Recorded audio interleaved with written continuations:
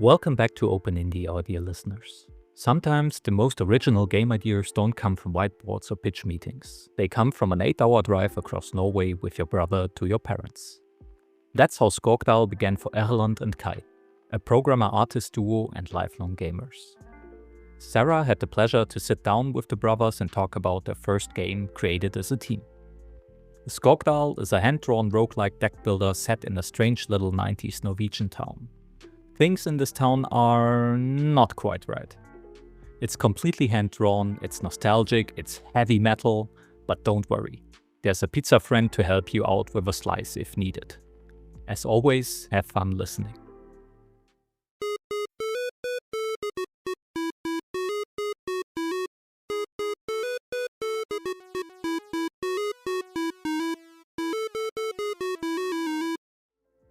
My name is Erlend Kirkebøe. I'm 34 years old from Norway, a small west coast town in Norway.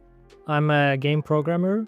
I've been working with games since 2016, I think.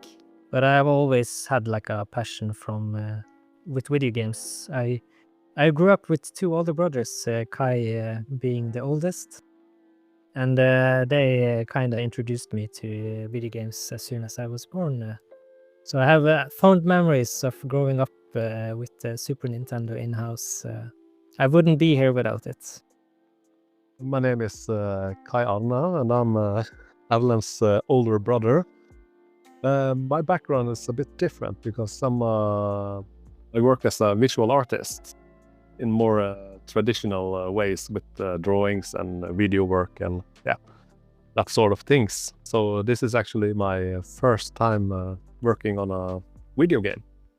But I have been a lifelong gamer, so to speak, and grew up same place on the west side of Norway, and been following video games since 5-6 years old, I think.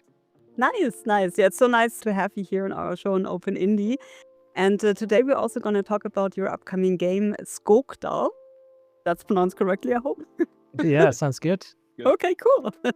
So Skogdal is a roguelike deck builder, which is set in a small Norwegian town during the 90s. And in this town, all people suddenly go crazy, and you got to find out why. So how do you feel about Skogdal in its current state? It's going great.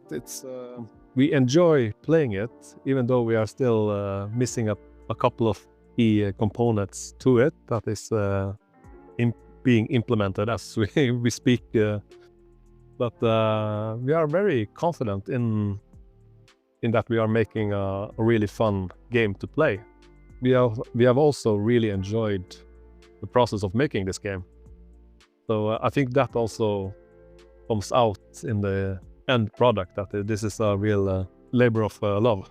Can you reveal what components are still missing? What are you still working on? It's mostly end game things now, things that are in the later half of the game. Okay, so then we don't want to spoil anything. We don't want to reveal all the cool things that are coming. Okay. And Erlend, how do you feel about the game? I feel very good about the game itself. Even though we're close to release, there's definitely a lot more to do, which is typical for a game production. And of course, we're ready to also do some work after releasing, like fixes or polish if it's needed. But we have managed to keep the game fun for a long time. We've been working on it for like 2.5 years. And I think we pretty early on in development managed to land on like a core gameplay loop, which is fun. And the game having like this run-based gameplay loop to it is also extremely helpful when you develop and playtest it, because you don't get tired of doing the same exact content over and over again. So that is a huge benefit for making a card game like this, where there's a huge variance from one playthrough to the next. Yeah, for sure.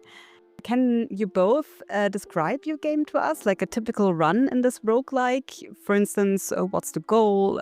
What do I as a player see and hear? Also, maybe what kind of mood are you going for? And also, what's the story and what is Skogdal?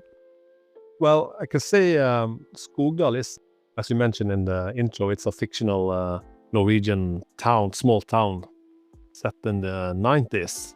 Something strange happens one night in this little town, this community. The day after is sort of the start of the game. So you go out and you encounter these changes that has happened to this town because of the incident, so to speak.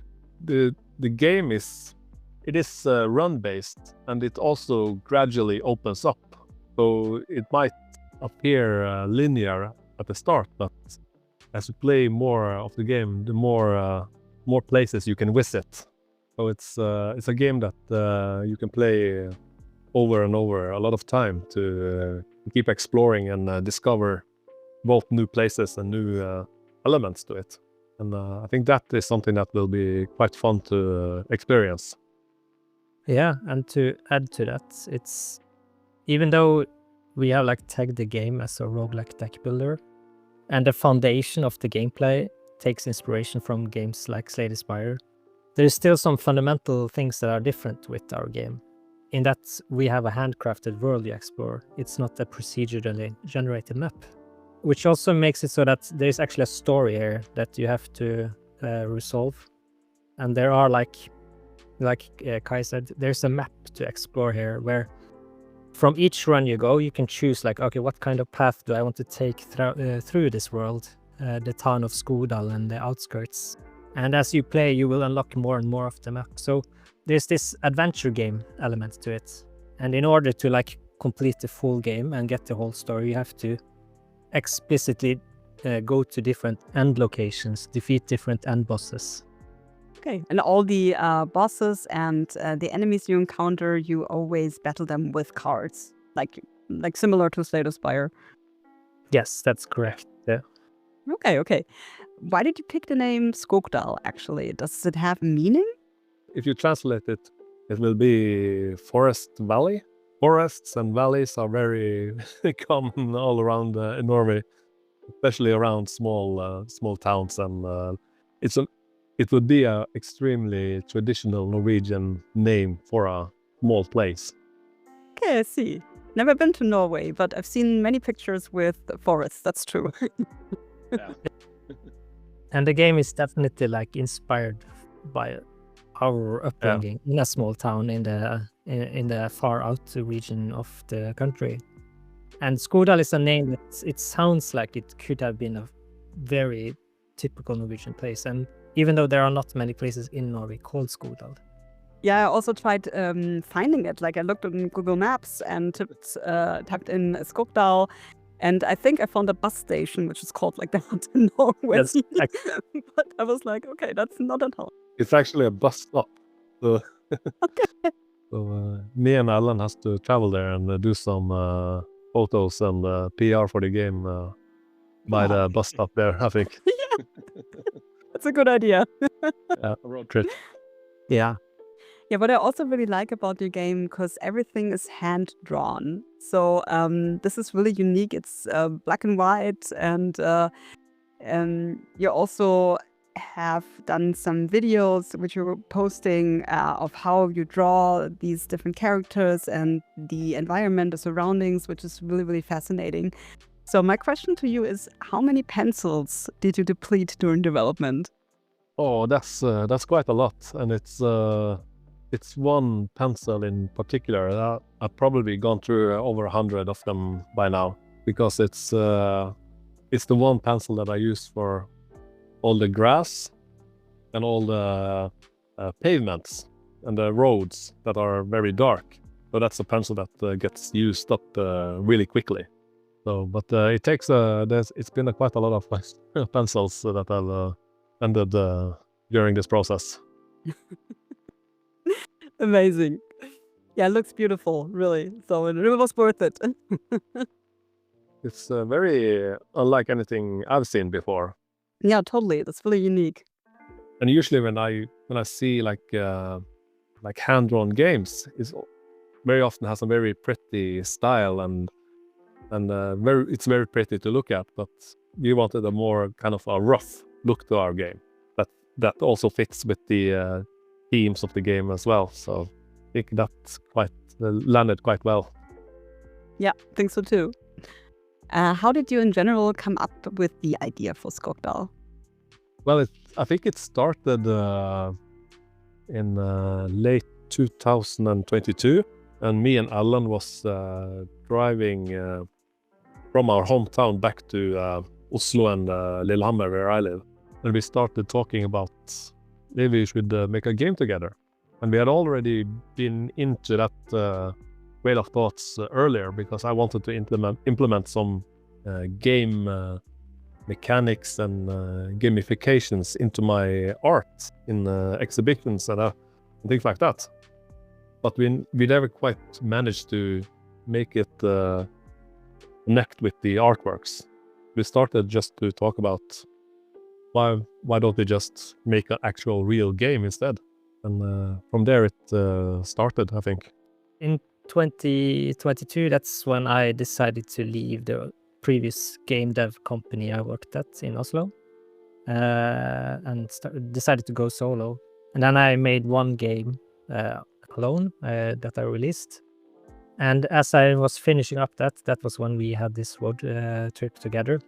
And we were like, it should absolutely be natural for us to make a game together, as I'm a programmer and you're a artist. And like you said, Kai, we tried some concepts, because as an artist, you basically have two main artistic styles. You have like this super detailed isometric architectural style.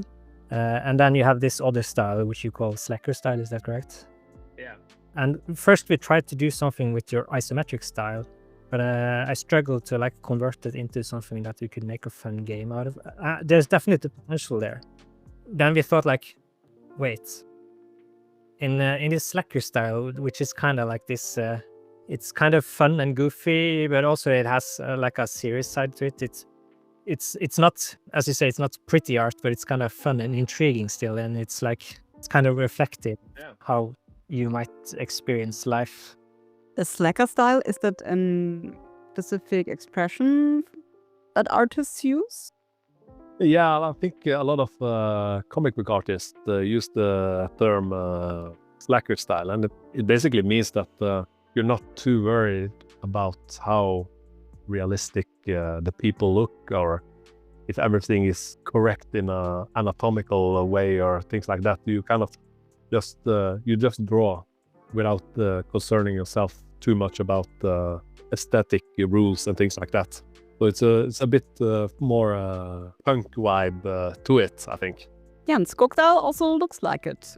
Yeah, I think so. I think we quite quickly came to like, okay, let's make a card game with this kind of adventure feel, because it's all just felt so natural. It's like, yeah, you can create such a big universe with so many characters that is so rich in fun details. Yeah. And also like we are only two people, so we can't set out to make something like Cuphead, where you have like this super intensive effort into creating super detailed animations. And this is also very nice fit for a card game, because you can make things that are relatively static, but you can like add some bobby animations or floaty animations to things just to make it alive. And then it's like a super outlet for you to make a lot of characters and a lot of card art and a lot of environments. So we kind of landed on the game based on your style, and then how can we like optimally use it for a game? Yeah, and we were quite early drawn to making a deck builder, and we also both agreed sort of that we didn't necessarily want to make a fantasy-based deck builder or a space-based deck builder. We wanted something a bit more contemporary, something that is a bit closer to reality, so to speak. Yeah, definitely. We are both fans of card games. Like the latest trend of deck builders in video games have really struck us both.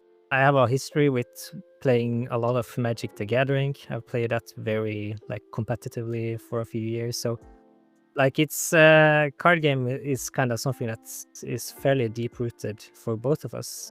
Yeah. And also, like you said, Kai, having a typical fantasy setting, also such a great opportunity for us. Because when it's based loosely in the 90s, 80s, 90s, real life rustic Norway, there's like such an enormous foundation we can pull ideas from.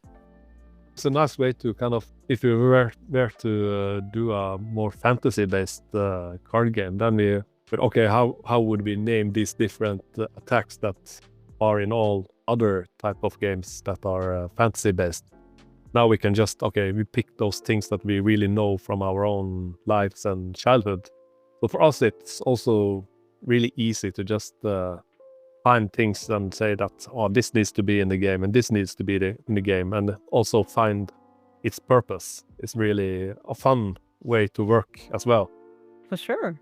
Yeah, as you said, you got inspired by Magic the Gathering and other card games.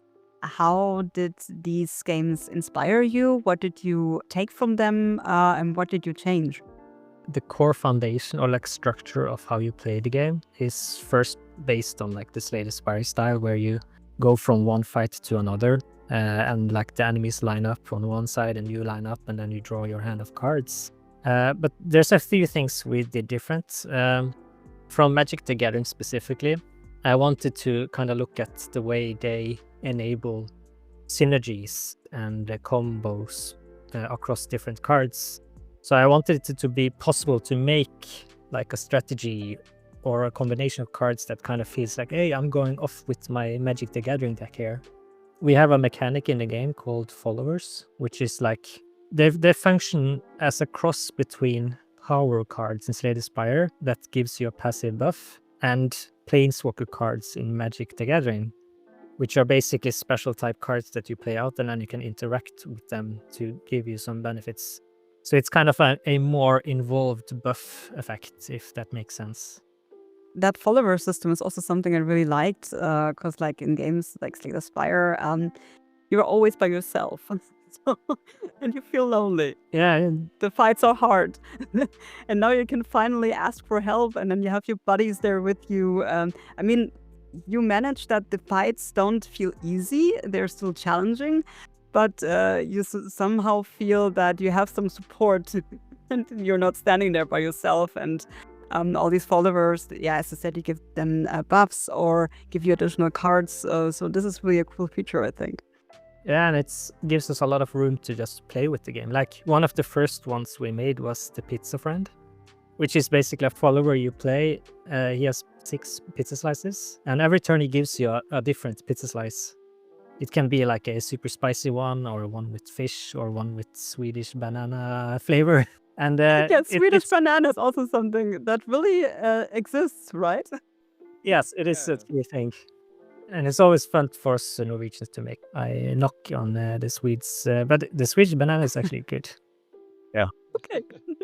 So you can recommend it. Yeah, definitely. Yeah, you should definitely try it if you're in Sweden. So what is it exactly? It's bananas on pizza?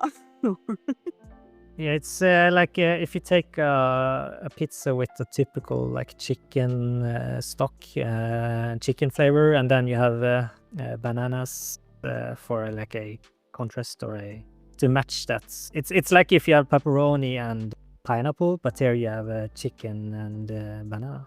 Okay, interesting. Gotta try it. I also really like these card names that you have in the game. It's like frozen pizza, you even have vegan pizzas, and as we said, the Swedish banana. Or you can also play out car batteries and a half-eaten apple, stuff like that. So I was wondering, how do all these different cards fit into the overall setting? Like, for instance, is your character too poor to afford a full apple, or where does it fit in? Because we have quite a large pool of items to draw from, because what would you find in a small city, and what would you find in the trash bins to the people that live in a small city? That's sort of the way of thinking that we went about. And also finding a car battery outside a shed is something that at least wasn't very uncommon during the 90s. People would just, if the car battery broke down, they just put it out in the shed or outside the house and got a new one. So we thought about what type of items that would fit in this universe in this time specifically.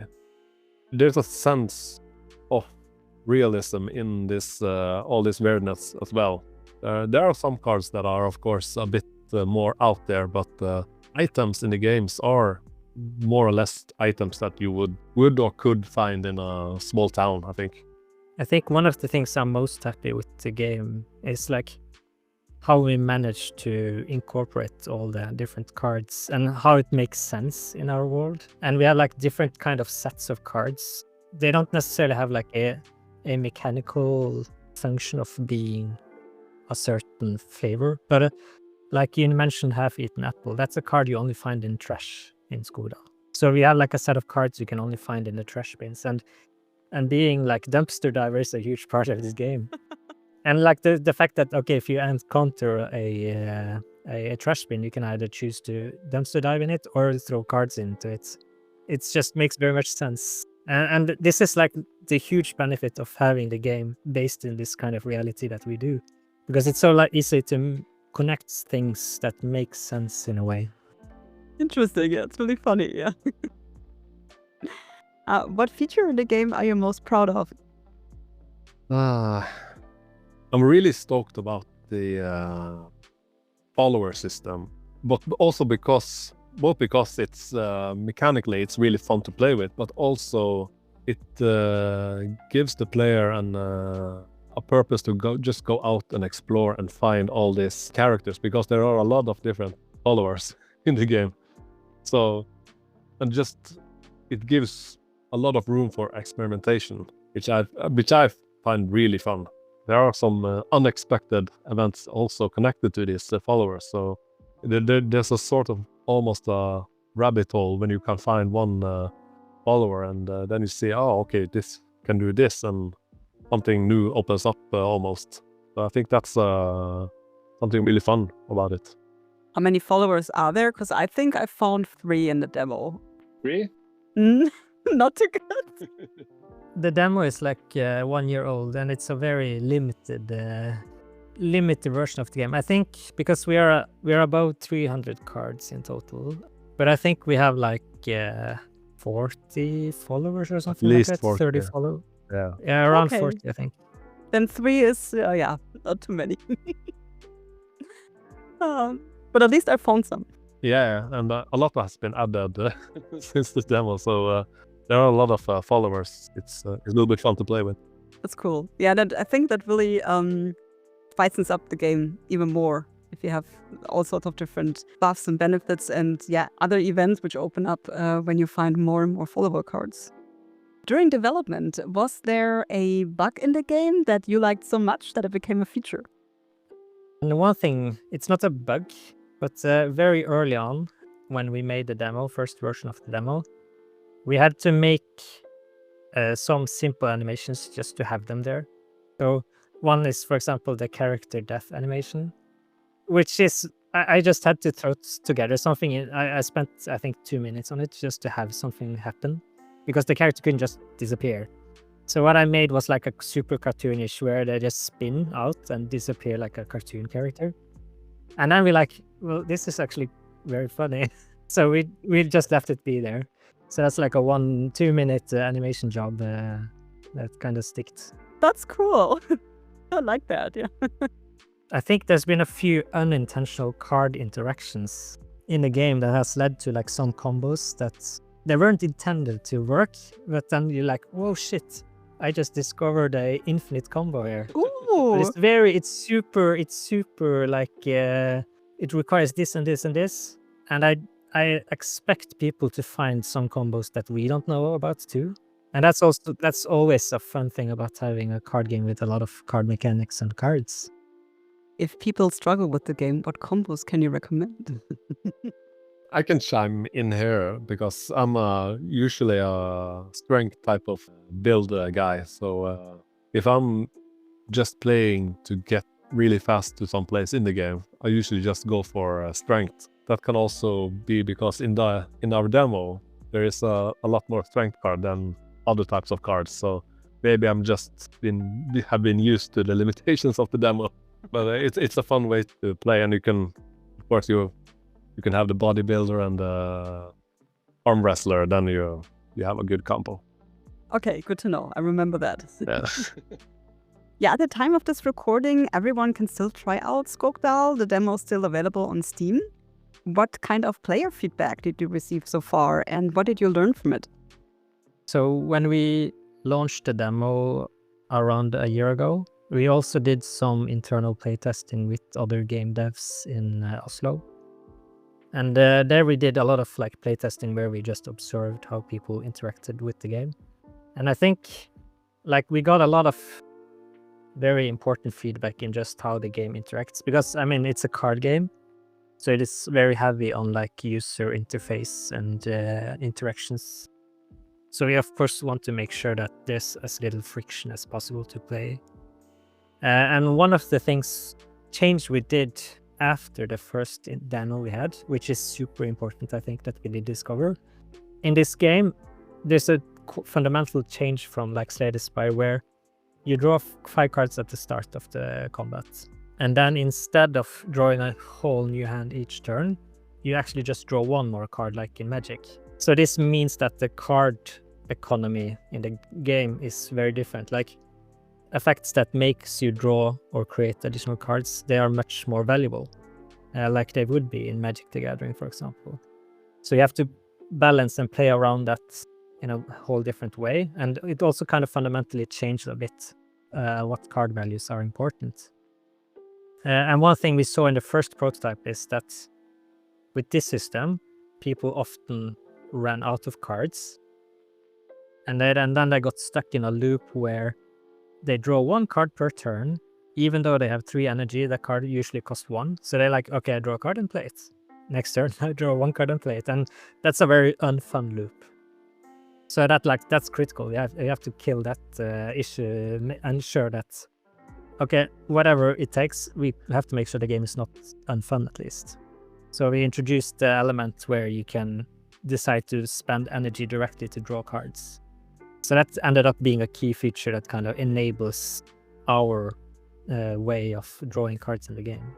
So that was like, if we hadn't discovered that in playtesting, I think we would get a lot of harsher reviews when we release. But that's perfect. I mean, that's what demos are for, and then also showing this game to as many people as possible and to receive such feedback. So that's great, yeah, that you discovered this. Absolutely. And also generally seeing streamers play the game, because they're often very good at thinking out loud and explain how they're thinking, why they're doing what they're doing. That's also very useful to just reveal if they are able to read the cards the way we want them to be read. Like if we have a kind of complicated card mechanic, do people actually understand it as it's intended to be? So that's very important, just observing people play. Do you have any plans for post-launch support? Like, for instance, are you planning on releasing it also on different platforms, or do you have a roadmap that you will continue supporting the game with updates, patches, or maybe DLCs or stuff like that? Or is there anything already in the works? Definitely, we have a lot of thoughts and hopes and dreams about this. We will of course do like maintenance work, fix bugs and issues that appear when we release. And we do expect this game to most likely be more of a slow burn in terms of gaining interest rather than having a super explosive launch. So for that sake too, it's beneficial to have updates with maybe some tweaks, maybe some small content additions, like, oh, we added a few new cards or a new fight here or there, so that the game is kind of alive in the Steam system as well. The Steam is our launch platform. And then depending on how the game does, like if the game ends up selling poorly, then we likely can't afford to like do a lot of updates for a long time. But if the game does well, then of course we would probably add fuel to that fire. And we have like ideas about DLCs and major content additions that we want to do if we can. Would be amazing. We reached the point during the development where we had to actually just go, okay, now we can't add more because we have to finish all that we have planned here. And so there's definitely a lot that we can expand upon in this game. And a lot of things that we sort of have to put on weight because you must finish the game. But that's sort of a luxury problem, I think, that there's an abundance of ideas here that we want to explore further. And of course, how well it does is also what determines that how much we add to it. So you expect that the game will just slowly develop, people will slowly get used to it or find it on Steam? As we are just two, we don't have like the muscle power to force through like big announcements and hype for the game. Of course, we have been working like doing the marketing we can and working to like make sure that at least someone in the community knows about it. But like our main marketing strategy is to ensure at least that the roguelike deck builder community become aware of the game, and that we hopefully get a few of the typical deck builder streamers to play it and share it with their community. And this we expect to be like a snowball. Hopefully it becomes a big snowball, but at least like, okay, 1 or 2 streamers picks it up. Maybe they shares it with friends or others in their network. And then a few months in, maybe it has become a known quantity within other communities as well. Fingers crossed. Definitely. So without revealing what the story for the game is or what like the twists are, the game is, or the narrative for the game is very much like Carpenter-esque or like 80s, 90s retro horror sci-fi. There's something there which has like influenced the game's narrative. And as we have worked with now, we see that there's so much potential for more, like so many cool things we can like go further with it. So we really hope we can like do more and just go even more crazy with ideas for like what can happen in poor little Skogdal. So let's talk about you as indie developers. You two are brothers. Who convinced whom to start a career in gaming? Well, I don't think I convinced Erlend to start in game development, but maybe him growing up playing video games with me and my other brother was something that influenced him. For me, when I was younger, there wasn't really any educational options that was linked to game development. It was something that we kind of looked like at, this is something they do in Japan and USA, but not in Norway. So it was really a non-option, at least until now, when my younger brother actually became a game developer. Then Nice. Growing up with 2 gaming brothers definitely helped. Like my first gaming experiences, like Super Metroid and Castlevania and Zelda and Mega Man, etc. And yeah, those games definitely like shaped my interest and my love for the gaming world. And I didn't really like seriously consider becoming a game developer when I grew up. Although I loved being creative, I always loved map makers or map editors in games, etc. And those things. I think still, like you, Kayana, actually being able to be a professional artist definitely show that it's possible to kind of live off doing arts. yeah, So subconsciously, I think that helped me at least. and also studying art, working with art, also for me was almost the closest to game development, in the sense that, okay, at least I can draw inspiration from video games, and video games have had a lot of influence on my art during the years. So it's cool to kind of end up now in actually making video games. Great. So you first started out as an artist, and Erlend, you immediately went into game development, right? So after I was done with like the junior high school here in Norway, I was a few years in the army, and I did consider like maybe I would do a military career. But then I want to study too, so I studied first Chinese, and then I studied programming. So like the Chinese study phase was like I wanted adventure in my life in a way. Sure. And do something just completely different. And then that gave me time to reflect on like, okay, I've pursued or tested out a few things. What do I really want to do in life? And then I figured out, well, I've always kind of been like a computer nerd and liked gaming. And if I want to work in something that's related to that, maybe. then I should get into programming. So then eventually in my mid-20s, I did programming at the university.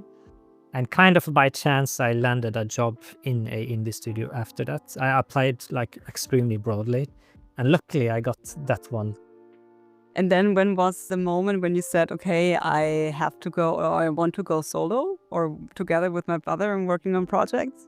So the company I worked in, they're still doing well in Oslo. They're called Megapop Games. And they're like around 10-person studio. I worked there for like 6 years. I started as a programmer, and then eventually I did more and more game design, and eventually I also stepped into like the producer and project manager role. And that's a company that's like many of the game developers in Norway, and probably also in Germany and other indies around the world. They live off on both making their own games, their own creative projects, but also by doing work for hire gigs, external development. So my time there, I spent a lot of time doing also external projects. I was part of a lot of productions. I was part of a lot of shipped apps and games, which has been extremely beneficial. But also at some point, I just realized that, okay, I feel very comfortable being a game developer. But right now I'm spending like my energy on doing someone else's app or someone else's idea. I got this kind of like strong craving or need to make my own creations in a way. So that's why I decided to go solo. And then shortly after going solo, I teamed up with my brother. And you were willing to team up too.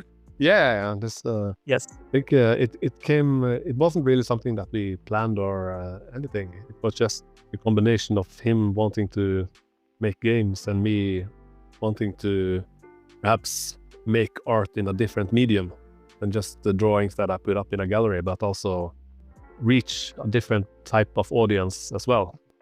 And being a gamer myself, it also felt very natural to step into this sphere of making games. You're not the first one to ask why we want to actually work together and make a game. But I also think because we did have like several of these road trips, because we both live like in the east central part of Norway, and our parents live in the west, and it's a long drive. It's like 7-8 hours. So we have done that road trip quite a few times together, and we all often talked about work and how we do our work, as we are both in a creative field. And I think we also both realized that we have a lot of the same like work ethics.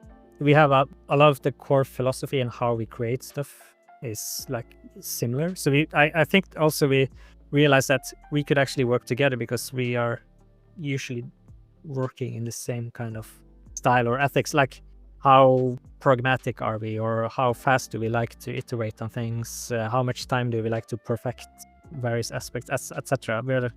We're both very similar there, so yeah. Skogdal is then the very first project you two do together, right?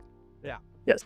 What moment in your still short journey as indie developers will you always remember? Maybe that trip to your parents?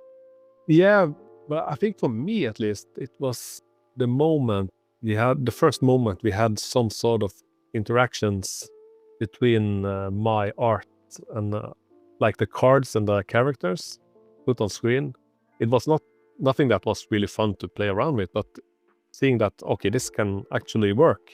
The art looks great, and we saw how this gameplay loop could actually have a great potential. So I think that was like a key moment for me to just, okay, now we can just go full throttle with this project. Yeah, I remember like the first prototypes we did, because the art you make is all hand-drawn on physical papers, and then it's scanned, and then I digitally cut it into the game. And we were very nervous, like, will this actually work? Because everything is black and white, hand-drawn. It's not obvious that it will actually be readable and look good on the screen. But it actually worked out very better than expected, I think. Yeah, I think so too. Yeah, it looks amazing. So it's a really, really cool idea. I love it. In your point of view, what's the best part of developing games and what's the most challenging? Well, I can start. What I cherish most about it is, but I think for almost all projects, the start is always the best part in some way, because you see all the potential. And I think period very just could go wild with all our ideas and try out things. That is the most cherished part. Maybe the more troublesome part is when we actually come to the point that, okay, now we have to actually finish this. And now we have to take away this, and this have to wait for later. And it's not a bad situation, but it's we both were quite determined that this project can't last like 4 or 5 years.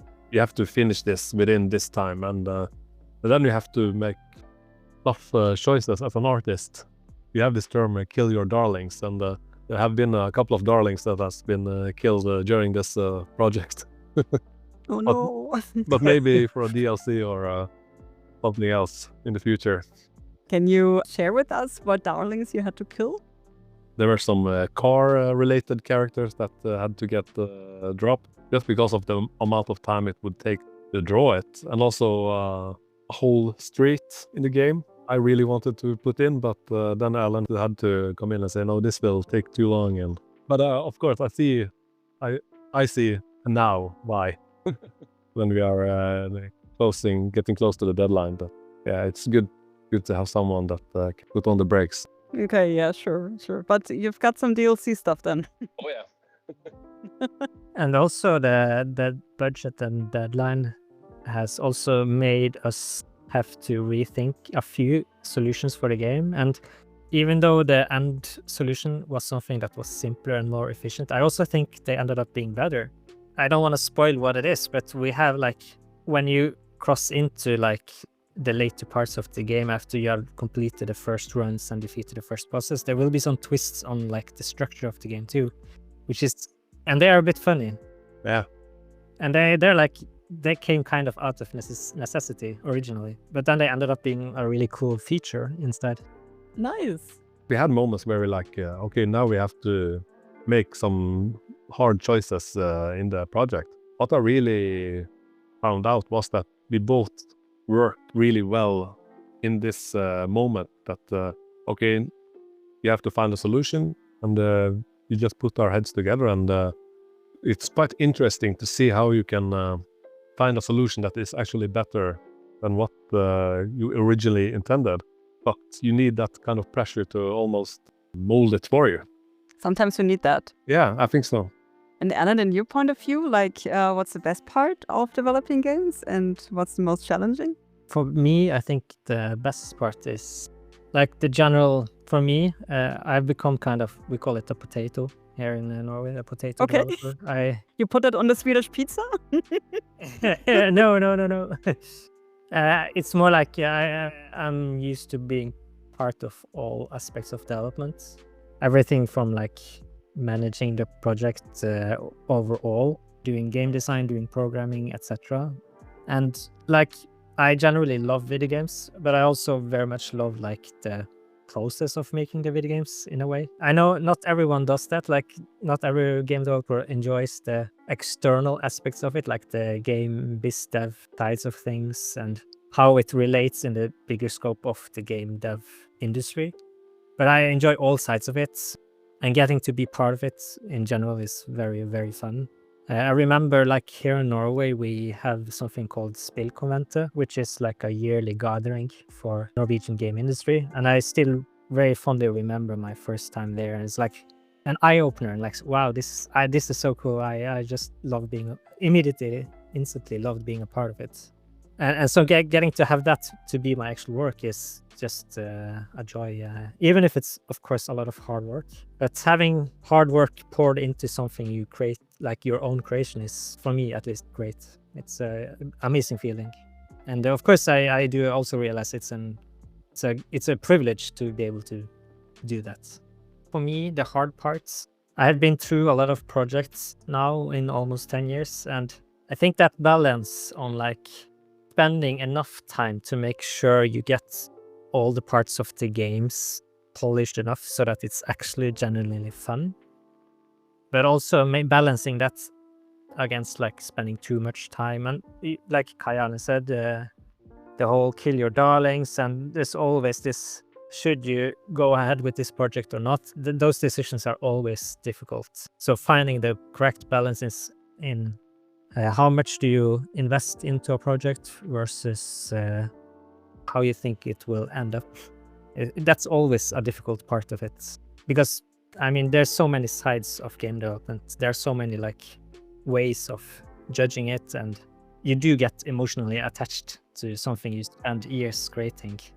So finding the correct balances there is always difficult, and I think that's always going to be like one of the major challenges in general making games. If you could send a message back in time to when you both started developing games, what would you write to your younger selves? I would definitely say go for it. I see a lot of game devs online are often very like preoccupied thinking about like finding the one way, the magic recipe to create successful games. Like there's always a struggle among indies, like finding the secret sauce, finding that secret that the successful devs apply to get their success. And the more I work with games, the more I realize just that there are as many ways to make successful games as there are successful games. Each, like having a kid, each of them are like unique. Their stories, their origin, the people create them, everything is always unique. So I think it comes down to you have to find the confidence in yourself and truly be able to like take a step back and take the critical judgment, like review your own creation is whether or not it's going to be successful or it's worth making, if that makes sense. Like you have to find the intersection where is it worth making? Do you want to make it? And has it potential in the end? I think that is always going to be more important than trying to chase the latest trend, for example. Yeah, for sure. I agree. And also, I would say, make sure you make a lot of games or are involved in a lot of productions. Okay, what do you think?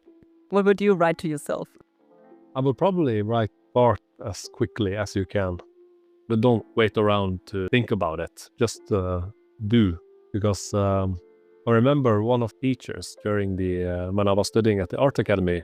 She had tattooed on her both her fists, "Work hard," and she was really the embodiment of you have to work hard to get somewhere, and that always kind of like resonated with me. Like, okay, I have to really, really work hard, and I can't slack off. And I think it's probably, if you look at younger people today, there's so much more distractions. So it's even harder today to kind of be in this modus of working just focusing on one thing.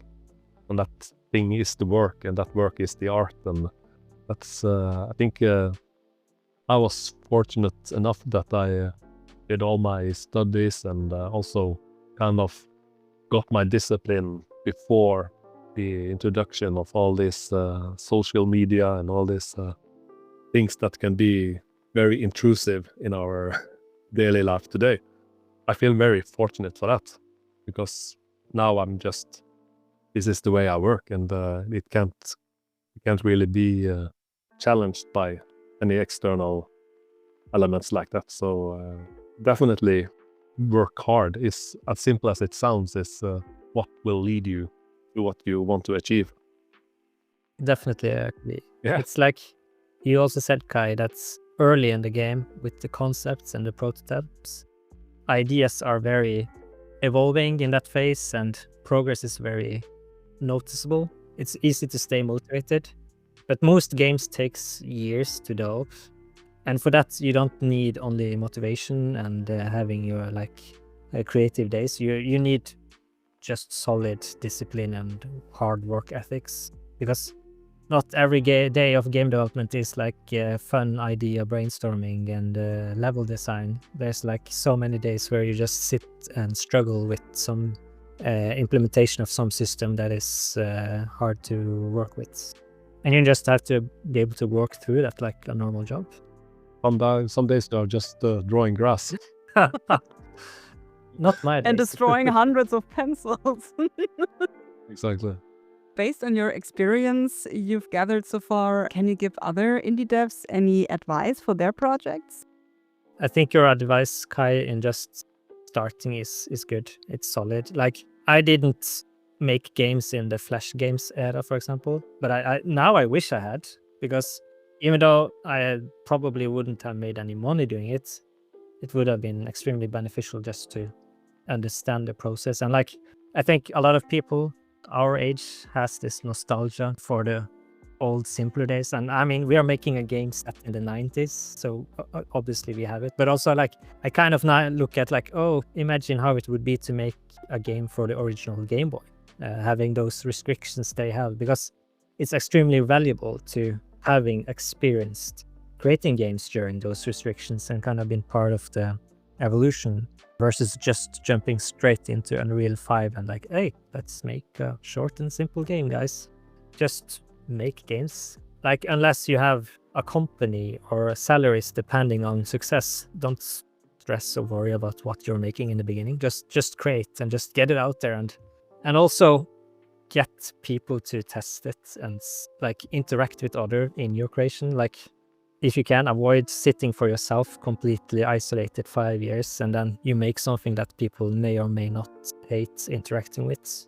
Just get feedback, see how people respond to your ideas and what you make. What do you think, Kai? Do you have any advice? Yeah, well, I think my advice probably comes mostly from the art world, but I think it's very applicable for the video game industry as well. I think be true to your project is one thing that is very important. Ask yourself why you are making this, and try to figure out if it comes from the right place when you are making it, because during a game development cycle, you are going to work with this for quite a while, probably. So it needs to be something that you actually have a passion for and not lose interest in early on. Yeah, I think that's the advice I would probably give. It has to come from the right place. Even making the art for the game, it has to. I'm a really big believer in it's more important that it's something the creator finds interesting than what the creator thinks the audience find interesting. If you understand what I mean. Totally. You two, at the moment, you don't officially have a game studio, right? That's correct. Okay. So we are both working independently with our own sole proprietorships. Are there any plans to start a game studio in the near future? Yeah, I would say. But Yeah. it depends on Skogdal. If Skogdal ends up being a catastrophe, we might not want to see each other again for 10 years. No. So we will either become like best bros, or we're gonna be like hateful and sour. Ruin every Christmas dinner from now on. Oh no! It's like, okay, we have to plan. I will come for New Year's and you will take Christmas this year. Yeah. No, we've been thinking about it, and it makes, like, if we want to make more games, it makes sense to, and also it makes sense anyways. We decided to not form a company just because it's a bit of a hassle to start one. So we just wanted to be easygoing right now, but it makes sense to have one. It's easier to handle things like, say, business to business deals or whatever. Like, say we were to get a publisher, for example, that would be much easier to handle as a company rather than to independent developers. So Yeah, hopefully Skogdal will then be a success, that you can start your own company. I do have a dream. I do dream about establishing a solid indie game company. Nice. That can become like a future classic, or be one of those companies where people on like Reddit or forums are like, oh, I can't wait until they reveal their next game. That's like the dream. That would be sweet. Yeah. How many people are currently working on Skogdal? So you said, of course, you two, but do you also work together with your friends or some freelancers that help you out, or is it really just both of you? Well, we have a musician that is making all of the music. Yeah, you're working together with some metal bands, right? Yeah, it's a metal artist that has more of a punk rock band, like a side project of his, which we found out that would fit into the theme of Skogdal just perfectly. They have made a lot of songs for the game, but he also is the producer of all the music and sound pieces for the game as well, all the atmospheric music and music that we have all over the game.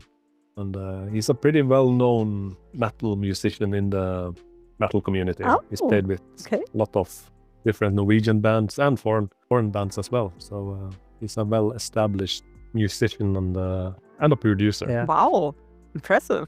His name is Anders Odden.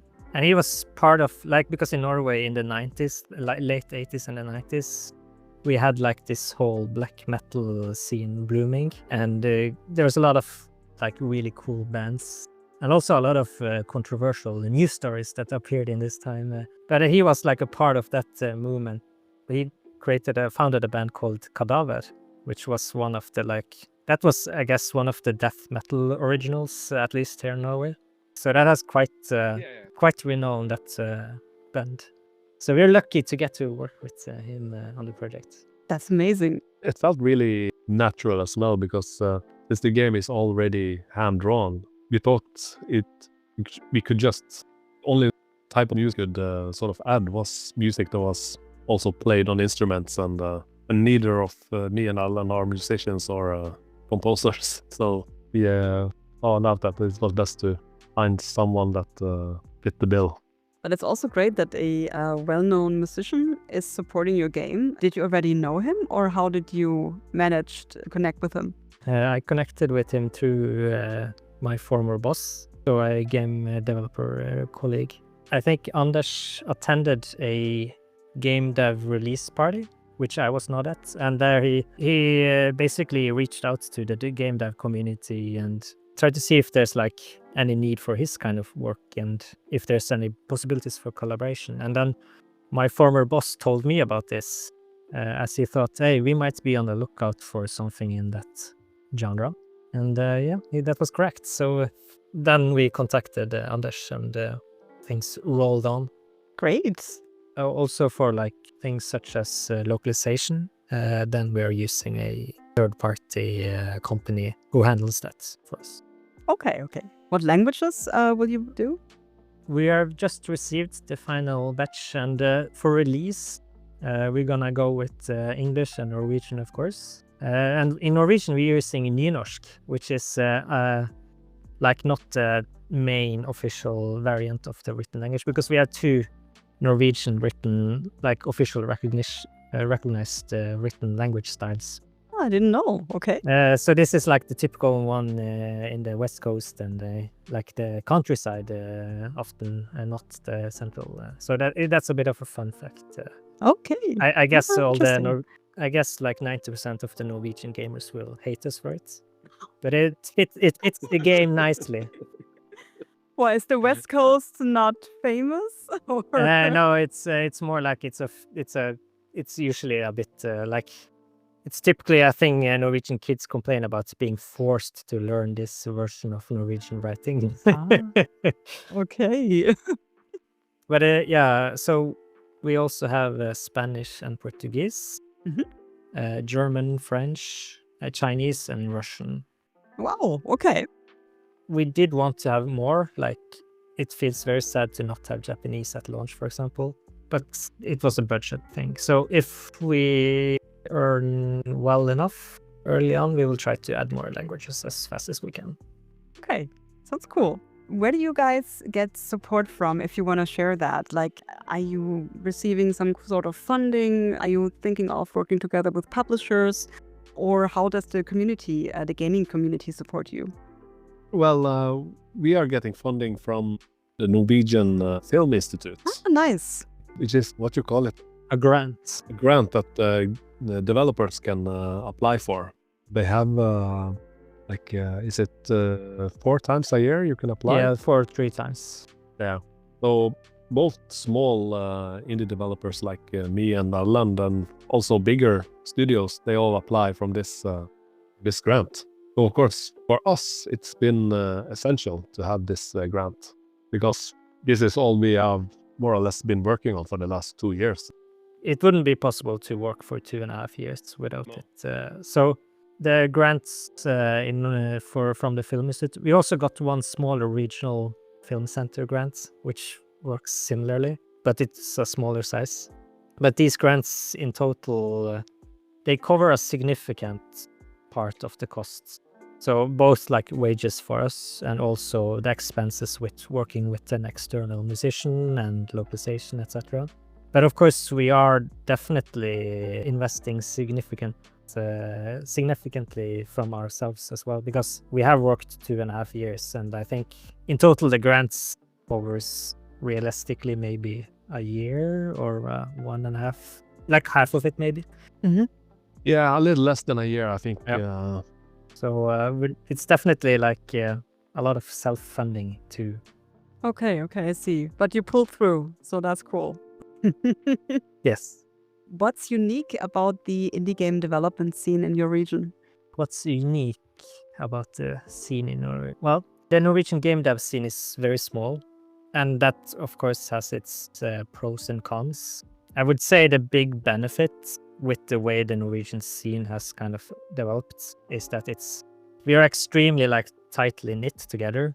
Like we have these yearly events where most of the regions of Norway try to attend, and most of the established indie game devs try to attend. And these events are both super nice in terms of sharing experiences, but also like, at least personally for me, it's been very important to feel the belonging to the Norwegian game dev scene. And I feel it's a scene that's very welcoming and very good at making you feel included.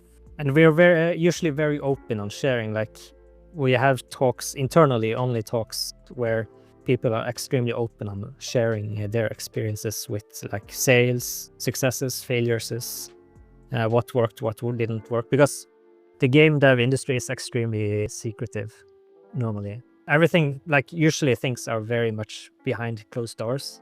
But at least inside the internal industry in Norway, across studios, we usually treat each other not as rivals, but rather as colleagues and almost like partners. There's a lot of cross-sharing of knowledge and work.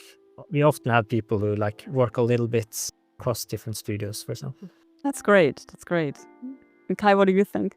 Well, I'm pretty new to the whole dev community in Norway, so I really don't have that much of insight into it. But I can say that I think it's essential, as Erlend says, when we are a pretty small country.